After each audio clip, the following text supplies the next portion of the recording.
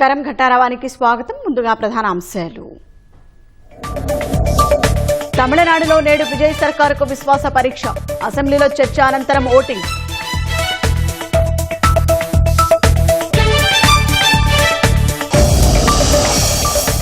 హైదరాబాద్ జవహర్ నగర్లో రెచ్చిపోయిన నేపాలీ ముఠా. గోల్ఫ్ ఎన్క్లేవ్లో దంపతులను కట్టేసి సొత్తు చోరీ.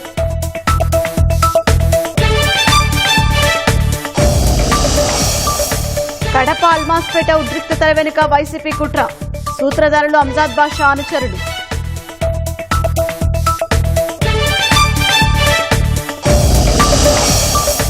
కర్నూలు ట్రాఫిక్ ఎస్ఐ హరిప్రసాద్ పై సస్పెన్షన్ వేటు. యువతిపై వేధింపుల కేసులో చర్యలు.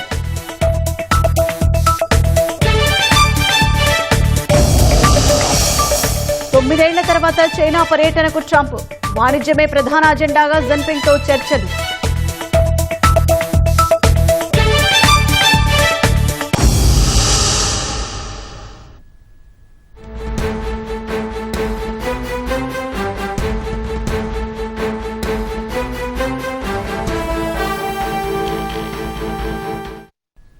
తాజాంశాన్ని చూస్తున్నాం. హైదరాబాద్ జవహర్ నగర్ లో మరో నేపాలీ ముఠా రెచ్చిపోయింది.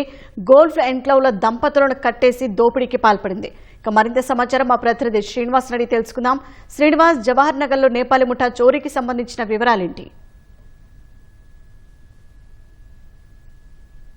నగరంలో నేపాలీ ముఠా దోపిడీ కలకలం రేపింది. మరో నేపాలీ ముఠా జవహర్ నగర్ లోని కౌకూర్ వద్ద ఒక ఎన్క్లేవ్ లో దోపిడీకి పాల్పడింది. పని మనుషుల పేరిట దంపతులు, వృద్ధ దంపతుల వద్ద ఇద్దరు నేపాలీ దంపతులు పనిలో చేరారు.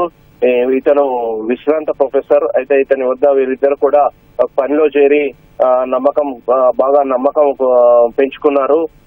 వారు నమ్మకం పెంచుకోవడంతో వృద్ధ దంపతులు కూడా వారిని పూర్తిగా నమ్మారు. అయితే పుట్టినరోజు వేడుకల పేరిట వారు ఈ నేపాలీ ముఠా ఈ దోపిడీకి పాల్పడింది. పుట్టినరోజు వేడుకలు ఉన్నాయి, ఇంట్లో జరుపుకుంటామంటూ వారు వృద్ధ దంపతులను కోరగా వారు ఒప్పుకున్నారు. అయితే ఇందుకు సంబంధించి వృద్ధ దంపతులు, నేపాలీ ఏదైతే దంపతులు ఉన్నారో వారికి ఒక కేక్ కూడా కొనుగోలు చేసి ఇచ్చారు. ఆ తర్వాత బంధువుల పేరిట మరో నేపాలీ మహిళ కూడా వీరి ఈ నేపాలీ ముఠాతో కలిసి వీరి ఇంట్లోకి వచ్చింది. అదే విధంగా మరో ముగ్గురు వ్యక్తులు కూడా ఇంట్లోకి వచ్చారు. ఆ తర్వాత వీరు వృద్ధ దంపతులను బెదిరించి తాళ్లతో కట్టేసి మత్తుమందు ఇచ్చి ఈ దోపిడీకి పాల్పడినట్టు తెలుస్తోంది. మొత్తంగా 60 తులాల బంగారంతో పాటు 30,000 నగదు, వెండి కూడా వీరు దోపిడీ చేసి, అదేవిధంగా సీసీ కెమెరాలను ఎటువంటి ఆధారాలు చిక్కకుండా సీసీ కెమెరాలను పూర్తిగా ధ్వంసం చేసి అక్కడి నుంచి ఆటోలో పరారైనట్టుగా పోలీసులు గుర్తించారు. అయితే మొత్తంగా కేసు నమోదు చేసుకున్న పోలీసులు అసలు ఈ ముఠా ఎటువైపు పారిపోయింది, ఆటోలో ఎటువైపు పారిపోయింది అనే విషయమై లోతుగా ఆరా తీస్తున్నారు. ఒకవైపు ఏదైతే విశ్రాంత ఐపీఎస్ వినయ్ రంజన్ రే ఉన్నారో ఆయన భార్యను హత్య చేసిన నేపాలీ ముఠా కేసులో విచారణ కొనసాగుతుంది. ఈ క్రమంలోనే నేపాలీ ముఠాల పట్ల అప్రమత్తంగా ఉండాలి, జాగ్రత్తలు తీసుకోవాలి అని నగర పోలీస్ కమిషనర్ ఒకవైపు సూచనలు చేసినప్పటికీ సజ్జనార్ ఏదైతే ఉన్నారో ఆయన సూచనలు చేశారు. జాగ్రత్తగా ఉండాలని కూడా కోరినటువంటి పరిస్థితి. అయినప్పటికీ కూడా ఇటువంటి నేపాలీలను పని మనుషులుగా చేర్చుకుంటున్నారు. నగర వాసులకు పూర్తిగా ఇది ఒక హెచ్చరిక లాంటిదని ఇప్పటికే సజ్జనార్ స్పష్టం చేసిన పరిస్థితి. అయినప్పటికీ ఇటువంటి వాళ్ళను అసలు నమ్మవద్దు, అసలు ఏ విధంగా పనిలో పెట్టుకుంటున్నారు, పూర్తి వివరాలు తెలుసుకున్న తర్వాతే వీరిని ఎవరైతే పనిలో పెట్టిస్తున్నారో వారి నుంచి పూర్తి వివరాలు సేకరించాలి. అదేవిధంగా ఆధార్ కార్డు వంటివి వారి నుంచి తీసుకోవాలి అని పోలీస్ అధికారులు సూచిస్తున్నారు. అసలు నేపాలీ వారిని పనిలో పెట్టుకోవద్దని అసలు వాళ్ళని పెట్టుకోవాల్సిన పనే లేదని పోలీసులు చెబుతున్నారు. అయినప్పటికీ ఇటువంటి నేపాలీ పని వారిని పని మనుషులుగా చేర్చుకోవడంతో ఈ ఆగడాలకు పాల్పడుతున్నారు, దోపిడీలు చేస్తున్నారు. అదే క్రమంలో తాజాగా ఈ ఉదంతం కూడా జరిగింది. అయితే గత 2 రోజుల క్రితం ఈ ఘటన చోటు చేసుకుంది, ఆలస్యంగా బయటపడింది. ప్రస్తుతం అయితే పోలీసులు కేసు నమోదు చేశారు. లోతుగా దర్యాప్తు చేస్తున్నారు. నేపాలీ ముఠాపై పూర్తిగా ఆరా తీస్తున్నారు. ప్రత్యేక బృందాలను నిందితులను పట్టుకోవడానికి రంగంలోకి దించారు. ధన్యవాదాలు శ్రీనివాస్.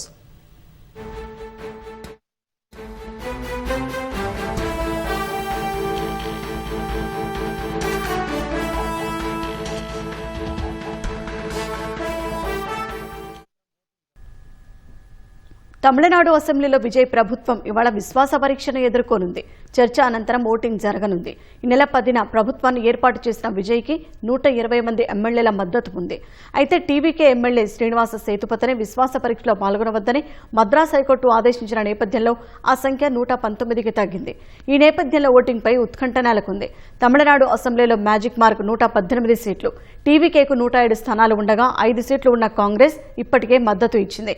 వామపక్షాలు వీసీకే, ఐయుఎంఎల్ కూడా విజయ్ వైపు ఉన్నాయి. ఇదే క్రమంలో అన్నాడీఎంకేలో చీలిక వర్గానికి చెందిన 24 మంది ఎమ్మెల్యేలు సైతం మద్దతిస్తామని ప్రకటించడం ప్రాధాన్యం సంతరించుకుంది.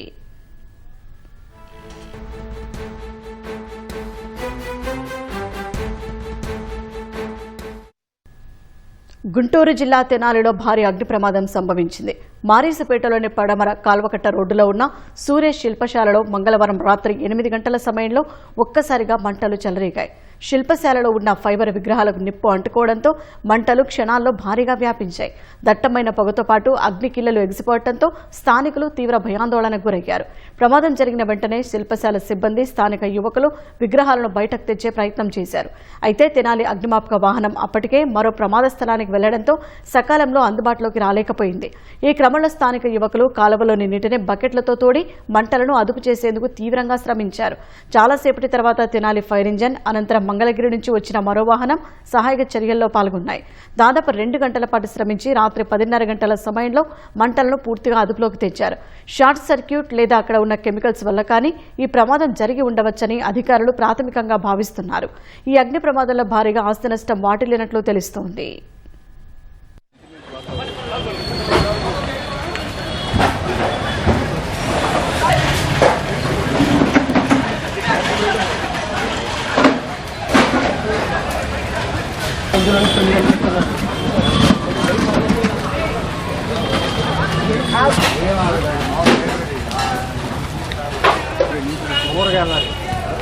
ఆడుంటే గబాలు లాగేసి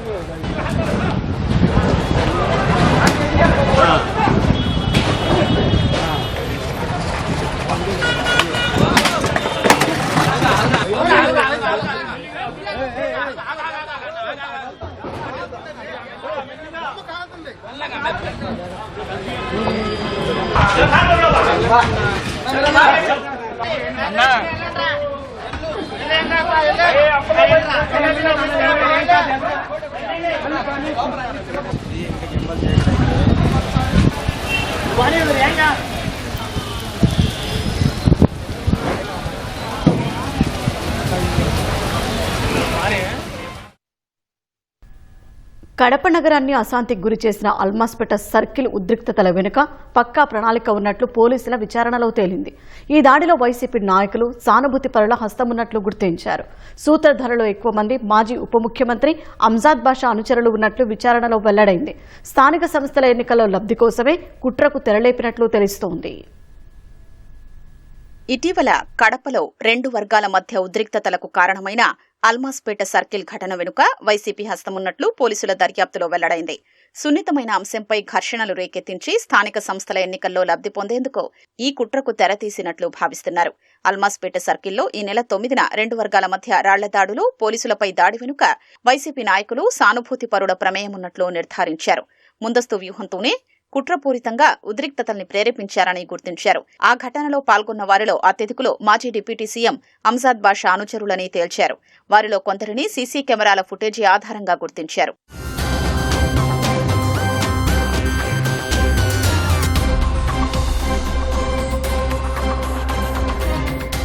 కడపలోని అల్మాస్పేట సర్కిల్కు ఓ వర్గం పేరు పెట్టారని నగరపాలక సంస్థ నిర్ణయించినట్లుగా కొందరు వ్యక్తులు తప్పుడు ప్రచారం చేయడం ఉద్రిక్తతలకు కారణమైంది.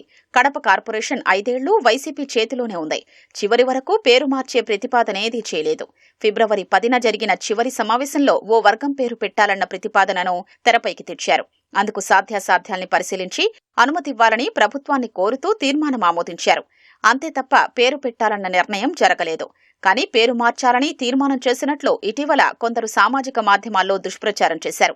మహమ్మద్ అలీ అనే వ్యక్తి ఇన్ఛార్జ్ కమిషనర్ రాకేష్ చంద్రతో ఫోన్లో మాట్లాడుతూ ఆ పేరు పెట్టకపోతే తామే పెట్టేస్తామనే వాదనకు దిగారు. పేరు కార్పొరేషన్ పెట్టాలే తప్ప మీరెలా పెడతారని రాకేష్ చంద్ర వాదించారు. వాయిస్ ని ఎడిట్ చేసి పేరు మార్పునకు ఇన్ఛార్జ్ కమిషనర్ అంగీకరించారన్నట్టుగా ప్రచారం చేశారు. అలీపై కేసు నమోదవడంతో దుబాయ్కి పారిపోయారు.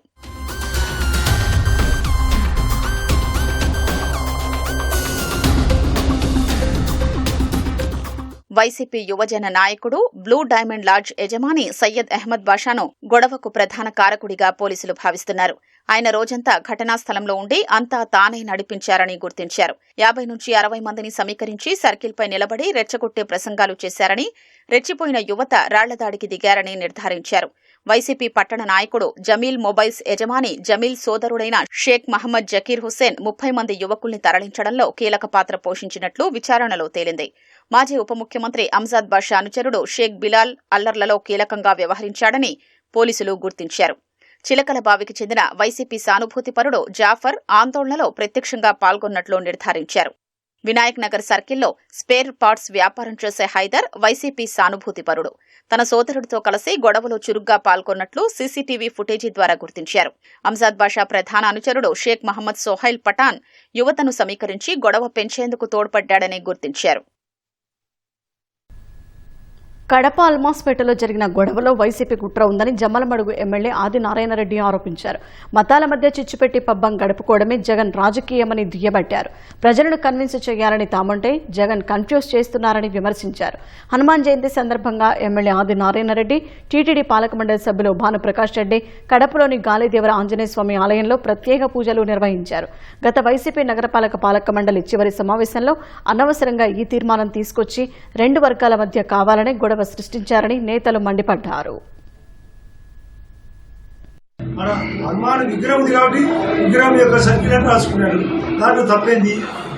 ఇది సామరస్యంగా పోతే ఒక తీరు. ప్రతి చోట వ్యతిరేకము రాజకీయ కుట్రతో ఉంటేనే ఈ ఆలోచన. అమరావతిని స్వయంగా జగన్ రెడ్డి ఒప్పుకున్నాడు. మళ్ళీ 3 రాజధానులు అన్నాడు. 3 చోట్ల రాజకీయాలు ఫెయిల్ అయినాయి. వైజాగ్లో టోటల్ ఫెయిల్, అమరావతిలో టోటల్ ఫెయిల్, కర్నూలులో టోటల్ ఫెయిల్. ఈ ఎప్పుడు ఫెయిల్ అయిందనే ఇంకా మళ్ళీ తిరిగి అమరావతి ఒప్పుకోలేక 3 రాజధానులు ఒప్పుకోలేక మావిగా నేను పెట్టాను. ఆ కన్ఫ్యూజ్ మాదిరి ఇక్కడ కూడా కన్ఫ్యూజ్. రాజకీయాలు కావాలి దానికి. ఎవరు ఎట్లన్నా పోయినా పర్వాలేదు. అన్ని మతాలకు చిచ్చు పెట్టడం, తను పబ్బం కలుపుకోవడం, తను నాయకుడు కావాలా, నేను మళ్ళీ అయితే అనడం, నేను మళ్ళీ అయితే అనడం కన్ఫ్యూజ్ చేస్తున్నాను. మేము కన్విన్స్ చేయాలని మేమున్నాం, కన్ఫ్యూజ్ చేయాలని అతను ఉన్నారు. ఇది కన్విన్స్ వర్సెస్ కన్ఫ్యూజ్లో భాగమే రాజకీయం. ఉద్దేశపూర్వకంగా వైఎస్ఆర్ పార్టీ వాళ్ళు చేసిన ఏకైక కార్యక్రమం ఇది. ప్రజల నుంచి వచ్చేది కాదు. కేవలం చిన్న పిల్లలు వాళ్ళను రెచ్చగొట్టి వాళ్లకు డ్రగ్స్ ఏర్పాటు చేసిన వాళ్ళ యొక్క కార్యక్రమం భాగమే ఈ కార్యక్రమం తప్ప ఇది స్థానికంగా జరిగిన కార్యక్రమం కాదు. రాజకీయ అవసరం కోసం. టిప్పు సుల్తాన్ అనే వ్యక్తి పేరుకేమో కింగ్ అంటారు. కింగ్ కాదు, కిల్లరు. రాజు అంటారు, రాజు కాదు, రాక్షసుడు. కొన్ని వేల మంది హిందువుల్ని కూచిపోత కోసి, కొన్ని లక్షల మంది హిందువుల్ని బలవంతంగా మత మార్పిడి చేపించి చరిత్రహీనుడిగా మిగిలిపోయిన వ్యక్తి టిప్పు సుల్తాన్. సుల్తాన్లు, సైతాన్లు ఈ దేశంలో అవసరం లేదు. ఎంత దురదృష్టం అంటే అలాంటి రాక్షసుడి పేరుని కూడలికి పెట్టాలని చెప్పి ప్రయత్నం కొన్ని వర్గాల ద్వారా జరిగింది. అది చాలా అన్యాయం, అక్రమం. ఎట్టి పరిస్థితుల్లోనూ టిప్పు సుల్తాన్ పేరును పెట్టే అవకాశమే లేకుండా ప్రభుత్వం ఎట్టి చర్యలు తీసుకోవాలి. Kurnool traffic police station SI Hariprasad ను సర్వీసు నుంచి తొలగిస్తూ కర్నూలు రేంజ్ డీఐజీ కోయ ప్రవీణ్ ఉత్తర్వులు జారీ చేశారు. కడప జిల్లాకు చెందిన హరిప్రసాద్ 2012 బ్యాచ్కు చెందిన అధికారి. నంద్యాల జిల్లాలో ఎక్కువ కాలం పనిచేసిన ఈయనకు వివాదాస్పద పోలీసు అధికారిగా పేరుంది. గతంలో ఆలగడ్డ రూరల్ పోలీస్ స్టేషన్లో పనిచేస్తున్న సమయంలో ఓ ట్రాక్టర్ డ్రైవర్ను పలుసార్లు డబ్బు కోసం వేధించడంతో అతడు ఆత్మహత్యాయత్నానికి పాల్పడుతూ సెల్ఫీ వీడియోను మంత్రి లోకేష్ పంపారు. దీనిని తీవ్రంగా పరిగణించిన డీజీపీ ఎస్ఐ హరిప్రసాద్ ను సస్పెండ్ చేయాలని ఆదేశించారు. దీంతో డీఐజీ ఆయన్ను సస్పెండ్ చేశారు.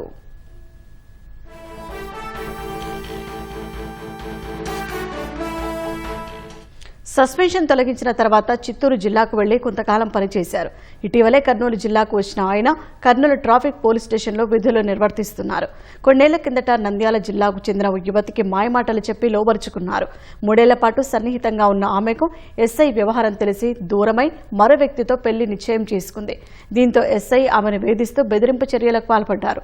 ఆమె వ్యక్తిగత ఫోటోలను, గతంలో అతనితో దిగిన ఫోటోలను ఆమెను పెళ్లి చేసుకుపోయే వ్యక్తికి పంపి వివాహాన్ని చెడగొట్టారు. దీనిపై బాధితురాలి తల్లిదండ్రులు పోలీసు ఉన్నతాధికారులకు ఫిర్యాదు చేయడంతో విచారణకు ఆదేశించారు. విచారణలో వాస్తవమని తేలడంతో హరిప్రసాద్ను సర్వీస్ నుంచి తొలగిస్తూ కర్నూలు రేంజ్ డీఐజీ చర్యలు తీసుకున్నారు. ముఖ్యమంత్రి చంద్రబాబు ఇవాళ రాజధానిలో పర్యటించనున్నారు. మంగళగిరి మండలం నిడమర వద్ద కిమ్స్ ఆసుపత్రి, బైసర్ స్కిల్ యూనివర్సిటీ నిర్మాణానికి సీఎం భూమి పూజ చేయనున్నారు. నిడమరలోని N9 రహదారి పక్కన కిమ్స్ ఆసుపత్రి, నైపుణ్యాల విశ్వవిద్యాలయం నిర్మాణానికి సిఆర్డీఏ సుమారు 23 ఎకరాలు కేటాయించింది. 2 ఏళ్లలో నిర్మాణాలు పూర్తి చేసి ప్రజలకు ఆధునిక వైద్య సేవలు అందిస్తామని కిమ్స్ అధికారులు తెలిపారు. సీఎం పర్యటన నేపథ్యంలో 600 మంది పోలీసులతో భద్రతా ఏర్పాట్లు చేశారు. జైళ్లలోని ఖైదీలకు స్కిల్ డెవలప్మెంట్ శిక్షణ కార్యక్రమాలు నిర్వహించాలని హోంమంత్రి అనిత ఆదేశించారు. పెరోల్పై విడుదలైన ఖైదీలపై నిరంతర పర్యవేక్షణ ఉండాలన్నారు. జైలు శాఖ, అగ్నిమాపక శాఖ పనితీరుపై అనిత సమీక్ష నిర్వహించారు. రాజమండ్రి, విశాఖ జైళ్లలో అధిక రద్దీ ఉన్న నేపథ్యంలో కొన్ని నాన్ ఫంక్షనింగ్ జైళ్లకు మరమ్మతులు చేసి ఖైదీలను అక్కడికి తరలించే ప్రతిపాదనలు సిద్ధం చేయాలని సూచించారు. కొత్త జిల్లాలో జైళ్ల స్థాపనపై ప్రతిపాదనలు ఇవ్వాలని తెలిపారు. ప్రతి జిల్లాలో ఓ జిల్లా జైలు ఏర్పాటు చేసే దిశగా ప్రణాళిక రూపొందించాలన్నారు. భీమునిపట్నం జైలు కూల్చివేతపై పూర్తి నివేదిక ఇవ్వాలని, అవసరమైతే చట్టపరమైన చర్యలు చేపట్టాలన్నారు. ప్రస్తుతం నాన్ ఫంక్షనల్ గా ఉన్న చింతపల్లి జైలును ఐటీడీఏ నిధులతో పునరుద్ధరణ చేసేలా ప్రతిపాదనలు సిద్ధం చేయాలని అనిత సూచించారు. ఎన్డీపీఎస్ కేసుల కోసం ప్రత్యేక మ్యాప్స్ కోర్టుల ఏర్పాటుపై నివేదిక ఇవ్వాలని తెలిపారు. ఖైదీలు, సిబ్బంది ద్వారా మొబైల్ దుర్వినియోగాన్ని అరికట్టేందుకు చర్యలు తీసుకోవాలని సూచించారు. జైళ్లలో ఆత్మహత్యల నివారణపై ప్రత్యేక చర్యలు తీసుకోవాలన్నారు. ఫైర్ స్టేషన్లలోని 22 నియోజకవర్గాల పరిస్థితిపైన అనిత చర్చించారు. కొత్తగా ప్రతిపాదించిన 5 ఫైర్ స్టేషన్ల ఏర్పాటు ప్రక్రియ వేగవంతం చేయాలని ఆదేశించారు. విశాఖ పశ్చిమ నియోజకవర్గంలోని పారిశ్రామిక ప్రాంతాల్లో పరిశ్రమల భాగస్వామ్యంతో ఫైర్ స్టేషన్లు ఏర్పాటు చేసే అవకాశాలను పరిశీలించాలని నిర్దేశించారు.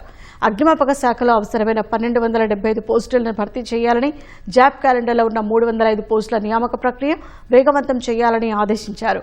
ప్రస్తుతం 25 నుంచి 30 నిమిషాలు ఉన్న అగ్నిమాపక సిబ్బంది స్పందన సమయాన్ని 15 నిమిషాలకు తగ్గించేలా కార్యాచరణ రూపొందించాలని సూచించారు. పరిశ్రమల ఫైర్ సేఫ్టీ అధికారుల నియామకం తప్పనిసరి చేయడంతో పాటు వారి పనితీరుపై ర్యాండమ్ తనిఖీలు నిర్వహించాలని ఆదేశించారు. లైసెన్స్ పొడిగింపునకు ఫైర్ సేఫ్టీ సర్టిఫికెట్లు తప్పనిసరి చేయాలని నిర్దేశించారు. పాఠశాలలు, ఆసుపత్రులు, అపార్ట్మెంట్లలో ఫైర్ సేఫ్టీ అవగాహన కార్యక్రమాలు నిర్వహించడం, ఆపద మిత్ర తరహాలో యువత, విద్యార్థులకు స్వచ్ఛంద సేవా శిక్షణ విస్తరించాలని తెలిపారు.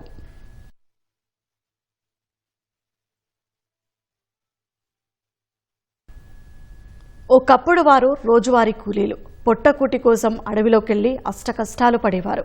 అలాంటి వారు ఇప్పుడు నీడ పట్టున ఉంటూ వ్యాపారాలు చేసుకుంటున్నారు. తాము ఎదుగుతూ నలుగురిని బతికిస్తూ ఆదర్శంగా నిలుస్తున్నారు పాడేరు గిరిజన డ్వాక్రా మహిళలు.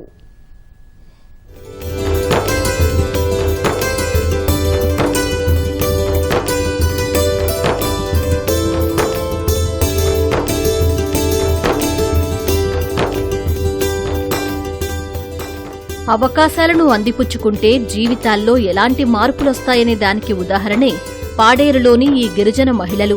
2024లో అప్పటి ఐటీడీఏ పీఓ అభిషేక్ డ్వాక్రా సంఘాల్లోని సుమారు 1500 మంది మహిళలకు శిక్షణ ఇప్పించారు. దాన్ని సద్వినియోగం చేసుకుని కొత్త జీవితానికి పునాది వేసుకున్నారు గంగా లక్ష్మి.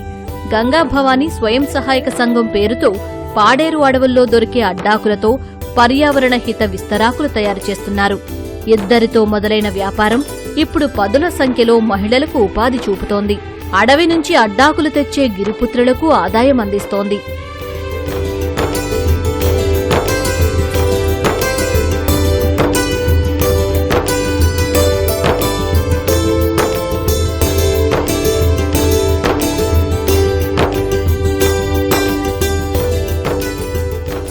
ఇంతవరకు మాకు ఏ కూలి పని లేక ఇంటి దగ్గరే ఉండేవారమే. అడవి నుంచి తెచ్చిన అడ్డాకులు రేటుకి కొనుక్కొని ఇక్కడ కుట్టి రోజు వరకు కూలి పని చేస్తున్నాము. ఎండకి వానకి వెళ్ళకుండా నీడ పట్టునే ఉంటున్నాము. రోజుకి ఒక 200-300 ఆకులు తయారు చేస్తాం. మంచి కూలే కెడుతుంది. ఇప్పుడు ఎక్కడికి వెళ్ళలేం కదండి, ఇక్కడే కుట్టుకొని ఇక్కడే ఆవిడకి ఆడ మంచితనం చేసుకొని కుడతాం. కుట్టుకొని సాయంకాలం అవ్వసరికి మా ఇంటికి మేము వెళ్ళిపోతాం. ఆకులు కుట్టుకోనండి బాగానే గడుస్తుంది. వినాలంటే కొద్దిగా ఇబ్బంది పడేవాళ్ళం అండి. మరి ఆకులు అంటే ఇక్కడ పెట్టిన కాడి నుంచి ఇప్పుడు బాగానే ఉంది. షాప్కి వేస్తే కొద్దిగా ఆ రేటు పడ్డాక ఆ రేటుకి ఇస్తాం. బయట మా ఇంటి దగ్గర తీసుకున్న రేటు ఒక రేటుకి ఇస్తాం. ఇంటి పని చేసుకొని ఖాళీ టైంలో పని చేసుకుంటాం. మా పిల్లలకి ఖర్చుకి మా ఇంట్లో ఖర్చుకి పర్వాలేదు. సీజన్ లేనప్పుడు దొరకదు సార్ ఈ ఆకు. సీజన్ ఉన్నప్పుడే ఎక్కువ అమౌంట్తో స్టాక్ వేసుకోవాలి. స్టాక్ వేసుకుంటే మళ్ళీ సంవత్సరం అంతా మా దగ్గర ఎప్పుడు అయినా ఆకులు ఉంటాయి. ఇప్పుడు కొనుక్కోపోతే తర్వాత స్టాక్ మా దగ్గర ఉండదు. మేము కుట్టడానికి కూడా వీళ్ళకి ఇవ్వడానికి అవ్వదు. వ్యాపారం అన్నాక ఒడిదుడుకులుంటాయి. వీళ్ల వ్యాపారానికి అవరోధాలొచ్చాయి. ఆరంభంలో మార్కెటింగ్ తెలియక నష్టాలు చవిచూశారు. వాటికి వెరవలేదు. వ్యాపారం వడ్డించిన విస్తరి కాదనుకున్నారు. ఒకప్పుడు సంతల్లో విస్తరాకులు పట్టుకుని విక్రయిస్తే ఇప్పుడు విశాఖ, హైదరాబాద్, బెంగళూరు నుంచి ఆర్డర్లు వెతుక్కుంటూ వస్తున్నాయి. ప్రస్తుతం ఉన్న 2 యంత్రాలు సరిపోనంత బిజీ అయిపోయారు. సుమారు 1500 మంది ట్రైనింగ్ ఇచ్చారు సార్, కానీ ఎవరు చేయడానికి ముందుకు రావట్లేదు. అయితే మాకు చెయ్యాలనిపించింది. కష్టాన్ని నమ్ముకోవాలి, కష్టపడాలి. దీనికోసం ఏంటో తెలుసుకుందామని మేము కష్టపడ్డాం సార్. అప్పటికైతే మేము ఇంటి నుంచి బయటికి వెళ్ళి ఏమైనా కుట్టుకుంటే మిషన్ జాకెట్లా కుట్టుకుంటాం సార్. కానీ ఇప్పుడు అలా కాకుండా దీనివల్ల మేమే కాకుండా ఇంకో 10 మంది కుటుంబాలకి కూడా ఉపాధి కల్పించడం జరిగింది సార్. బంధన్ బీడీవీకే పెట్టిన నుంచి కొంచెం పర్లేదు సార్. బయటకు వచ్చి పని చేసుకోవడం వల్ల నలుగురితో మాట్లాడగలుగుతున్నాము. వ్యాపారం ఎలా చేసుకోవాలన్నది తెలిసింది సార్. స్టార్టింగ్ లో అయితే చాలా లాస్ వచ్చింది సార్. ఆ బాధల్లో కూడా మేము వదలలేదు సార్. లోన్ తీసుకున్నాం సార్. లోన్ డబ్బులు అలా పెట్టుకుంటే ఈ రోజు లాభాల్లోకి తీసుకొచ్చాం సార్. లాభాల్లోకి తీసుకొచ్చి ఇప్పుడు చాలా ఆర్డర్స్ వస్తున్నాయి సార్. కానీ మాకు ఇంకో 2 మిషనరీ గవర్నమెంట్ ఏర్పాటు చేస్తే ఇంకా ముందుకు తీసుకెళ్తాం సార్. ఇంకా ముందుకు తీసుకెళ్ళి ప్లాస్టిక్ మొత్తం నిషేధం చేసి ఇదే మన పాడేరులో సేల్సింగ్ చేద్దామనేసి అనుకుంటున్నాం సార్. ఐటీడీఏ అధికారులు ఇంకా ప్రోత్సాహం అందిస్తే వ్యాపారాన్ని మరింత విస్తరిస్తామని ధీమాగా చెబుతున్నారు ఈ గిరిజన మహిళలు. గిరిజనాభివృద్ధి సంస్థ ద్వారా ఎంతో మంది మహిళల్లో ఆర్థికంగా స్వావలంబన దిశగా ఎదుగుతున్నారు. ప్రభుత్వం సహాయ సహకారాలు మరింత అందిస్తే ఇంకొంది మంది మహిళలకు కూడా సహాయం చేసేందుకు సిద్ధంగా ఉన్నామని కూడా చెబుతున్నారు. కెమెరామ్యాన్ నరేష్తో కృష్ణంనాయుడు, ET న్యూస్, పాడేరు నుంచి.